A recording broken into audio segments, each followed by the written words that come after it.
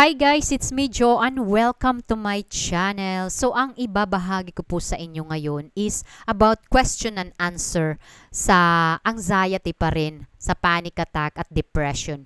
Disclaimer lang po, hindi po ako psychiatrist, hindi po ako doktor, hindi po ako espesyalista about sa mental health.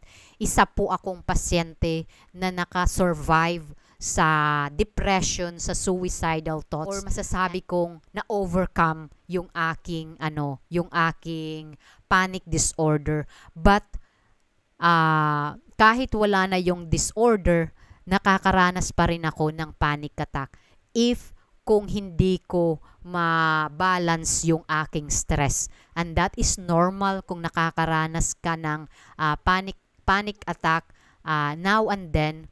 It means that is healthy panic attack kasi alam mo yan sa sarili mo kasi naranasan mo na yan. And then yung tanong na isang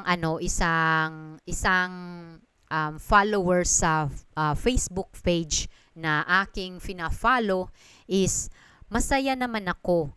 Bakit bigla na lang akong parang inaatake sa puso na naghahabol ng hininga? Well, ang aking sagot sa kanya, sabi ko sa kanya, panic attack po yan. Umaatake po ang panic attack kahit walang trigger na nangyayari. I know how it feels. 8 years ko po yan naranasan. Yung bang happy ka, then suddenly mararamdaman mong kakaiba sa katawan mong na gusto mong tumakbo, gusto mong sumigaling mo, parang nakakulong yung isa mong parte na nakakulong sa loob mo, na ikaw lang ang nakakarinig, na ikaw lang ang may alam. But thankful ako na kaya ko na siyang ma-overcome. Kasi nga, nakaya ko na siyang ma-overcome because of my psychiatrist, because of medication that I take. Hindi lang siya from 1 month, hindi lang siya from 1 year, from 2 years, 3 years, 8 years siya guys. 8 years siya talaga, and until now, I asked to my psychiatrist kung pwede ko ba siyang, pwede na ba akong mag-stop. Sabi ng psychiatrist ko, which is I agree with him. Sabi niya sa akin, as long as nakakaranas ka pa ng panic attack, hindi ka pa rin kailangan maghinto. Kasi nga, kung maghinto ako, because I already know it, nagkaroon kasi ako ng withdrawal. Nung time na yun, a few months, like 3 months, okay ako. It was a very relief kasi sabi ko, okay, hindi na ako magme-medication. But, nung 3 months na yung pagtungtong ng 3 months, nagbago na naman ako. Naging iba na naman ako. Bumalik na naman ako sa dati ko nung 8 years nang nakaraan. So, nung time na yun, bumalik ako sa psychiatrist ko. But, they call that is sit-back. Kasi yung sit-back, guys, may mga dumadating sa punto ng isang tao na sasabihin mo na ayokong magdepende sa medication. Kasi hindi mo alam kung ano yung mga magiging consequences. Kasi lahat ng mga desisyon nating ginagawa sa ating buhay, there always have a consequences and we have to face that. So, nung time na yon, yung consequences ko is yun. Yung pag-withdraw ko, back to zero ako, and then kasi akala ko hindi na siya babalik. Kasi guys, hindi natin maibabalik yung dating tayo nung time na yun na hindi pa tayo inaatake ng anxiety or panic attack. No, hindi mo na yun mababalik. Pero yung pinaka-importante is yung kasalukuyan, yung present, na may gamot na pwede kang maggamot para mapatuloy mo yung mga gawain na gusto mong gawin, yung trabahong gusto mong gawin araw-araw, especially doon kung may anak ka, especially kung gusto mo talaga yung trabaho mo at gusto mong lumabas na may freedom ka, that you are not scared of anything. You know, it's normal na you scared something, but hindi yung constant na natatakot ka kahit wala naman dapat ikatakot. 'di ba? So, medication talaga, it really helps para sa akin. I don't know for other people kasi yung iba kahit 25 years na yung pakikipaglaban nila sa kanilang anxiety or depression, sinasabi nila na bumabalik at bumabalik at bumabalik. Yes, bumabalik talaga yan pag hindi matreat ng maganda or maayos or diagnosis ng maganda, hindi ka talaga gagaling. Palaging circle na circle na circle ka lang. Kasi nga, wala siyang tamang diagnosis, tamang treatment. Kasi kapag tinatanggap mo lang yan ng walang, walang gabay ng psychiatrist, hindi ka gagaling. Hindi ka gagaling. Kasi ako, guys, Mark, honestly, back 8 years ago, I also thought that to myself na nagagaling ako without any medication or without any help of psychiatrist. I was wrong. Kasi I try my best, I try my very, very best. Because before psychiatrist, first is psychologist. Psychologist is just like a talking. And iba kasi siya. Iba kasi yung sa akin, impact kasi ng depression ko kasi traumatized. Nagkaroon ako ng traumatic experience sa panganganak. Well, kapag may traumatic ka, hindi talaga magwo-work sa'yo yung talking therapy lang without any medication. So, nung time na yun, akala ko okay ako, but I am not okay. I only take herbal. Dito sa Belgium, may mga herbal, guys. Hindi lang sa Pilipinas. I tried that kasi nga sa Pilipinas, hindi kami nakaka-afford ng mga medication. We only use, like yung herbal, na hindi kailangan mag-involve na medication. But nung time na yon, I just realized, and also my husband advised, sabi niya talaga sa akin, I really need a psychiatrist. I really need to take a medication. Pero nung time na yun, I was still denial kasi sinabi ko sa sarili ko, no, this is not me. Hindi ito yung dating Joanne. Kasi yung nakakapastak talaga sa akin kasi binabalik-balikan ko yung Joanne na dati na masayahin, na Joanne dati na very positive. I can still positive also in the present, but kailangan ko ng gabay ng psychiatrist at medication para maibalik ko yun. Hindi man totally na yung time na yun na I was teenager, wala akong anak, wala pa akong responsibilidad, hindi ko na yun mababalik kasi may anak na ako ngayon. Iba na yung chapter ng buhay ko. So yun, dapat tukan ninyo talaga para gumaling kayo is to accept. Yung accept kasi is a really very deep acceptance, not only by words but also action and psychological and mentally and emotional. Dapat tanggapin mo sa kaloob-looban mo. Hindi yung hilaw lang na acceptance na, okay, I accept it. Magbabago na ako bukas. Hindi ganun, guys. Dapat isinasa puso ang pagtanggap ng salitang acceptance. After 4 years, nagkaroon ako ng setback kasi dumaan itong sa isipan ko na baka magdepende na lang ako sa medication. So doon ako nagkaroon ng setback. But those mistakes, they give you lesson na marirealize mo talaga na, oh, I need pala this medication. Kasi nakita mo yung pagbabago mo nung nag-medication ka tapos nag-stop ka. Nakita mo nag-iba yung ugali mo, bumalik ka na naman sa dati. Sabi ko sa sarili ko, before that, the medication, sinabi ko talaga sa sarili ko that I don't want to stay in this situation.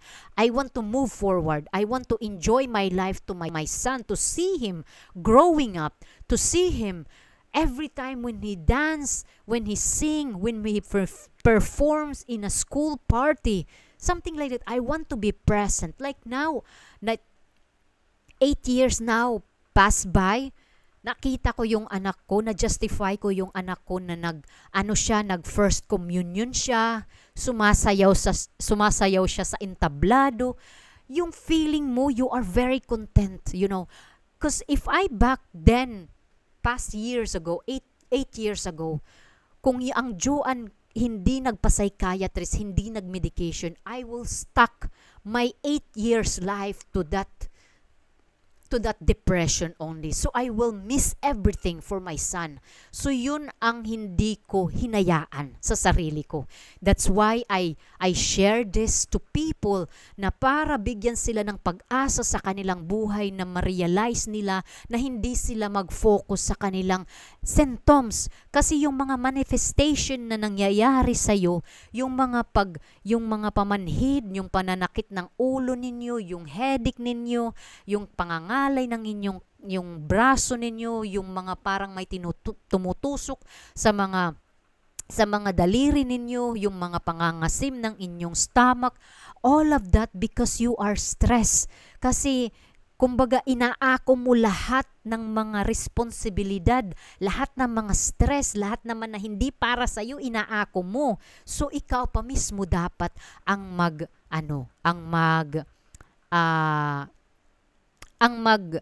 let go niyan. I know it is hard to let go everything, but kapagaling sa'yo yung well-being mo, why not, right? Kasi nga sinasabi na yung ating mind, it is very tricky talaga, especially kung umaatake yung panic attack mo. It is very tricky kasi pinapaniwala ka nito na, may mangyayari sa'yo, hihinto yung pagtibok ng puso mo, hindi ka makahinga, na suffocating ka, inaatake ka ng heart attack, mamamatay ka dito. Yung yung utak natin, they are very tricky. It's up to us, it's our choice if we believe that. 'Di ba? Pero papaano mo 'yun ma-overcome? Papaano mo 'yun kumbaga hindi magandang words na lalabanan kasi yung nilalabanan mo is yung sarili mo. Papaano mo siya i-entertain? Ang sagot dito is yung psychiatrist talaga kasi sila yung may alam about it. So, kaya ko ito sinishare dito sa YouTube, sa aking channel. It's because I want to give other people knowledge also, na hindi lang sa physical, hindi lang sa mga physical symptoms na dapat kayong fumocus kasi walang may mali sa inyo, wala kayong sakit. If you go to the hospital, they check your ECG, they check your rhythm, yung pagtibok ng puso mo, they check your blood pressure, they check your cholesterol, they check your thyroid, they check everything. Na lahat na ginawa sa'yo, you have to believe with that because that is scientific result na ginawa sa'yo. Hindi mo dapat questionin yan kasi scientific na yan ang nag-ano sa'yo. Mas mataas pa yan sa degree ng utak natin. 'Di ba? So kailangan talaga at kailangan din na may pag-pray din. At hindi lang kasi yung ko dito pinupunto din is, 'di ba sinasabi ng mga tao, nasa Diyos ang awa, pero nasa tao ang gawa, right? Kung ikaw hindi mo ginagawa yung best mo, hindi ka talaga gagaling. Kung puro pray ka lang pero wala kang ginagawa, wala kang paroroonan. Kasi if you ask to God, sasabihin mo, Lord, bigyan mo naman ako ng isang sign para ma-overcome ko ito. And if the God, they give you the sign that you ask to Him, binigyan ka ng sign, you have to grab that. Yung iba kasi dinideny. Yung iba kasi, okay, I just have to pray and pray and pray and pray here, di ba? Parehas kasi yan ng na sinasabi na, bakit palagi, Lord, bakit hanggang ngayon, mahirap pa rin ako hanggang ngayon, Lord. Tanungin mo yung sarili mo, may ginagawa ka ba? Kasi kung ang ginagawa mo lang is pahiga-higa, kain tulog, sugal, inom, walang paroroonan sa'yo. Pag ngumanga ka lang, hanggang sa malaglag yung bayabas na hinihintay mo, mamamatay ka. Makakain mo lang yun, andun ka na sa kabilang buhay. Pag hindi ka umakyat, hindi ka makakakain, di ba? Dapat pagpaguran, yun ang sinasabi. Pagpaguran mo bawat gusto mo or yung kung gusto mong mabuhay, dapat magsakripisyo ka. Dapat gumawa ka ng paraan, hindi mo lang dapat iasa sa Panginoon. And then what afterwards? You were blaming the God. You were telling the God, bakit? Bakit sinabi mo na may Panginoon? Nung naghihirap ako, ngayon, nasaan siya? Diba that is the big mistake of people. Kaya nga hindi ka pa rin umaasenso hanggang ngayon. Kasi instead that you questioning God, you have to question yourself. Ask a question to yourself. And ikaw lang mismo ang makakasagot niyan. So anyway guys, thank you so much. Sana nagustuhan ninyo itong video ko, at doon sa anonymous na nagpadala nito sa Facebook page. Sabi ko na yung tips ko sa iyo is, 'di ba?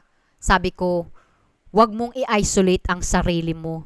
Lumabas ka sa comfort zone mo. Magpaaraw ka sa umaga kasi yung araw kasi may vitamin D yan. Kailangan natin yan sa ating sarili.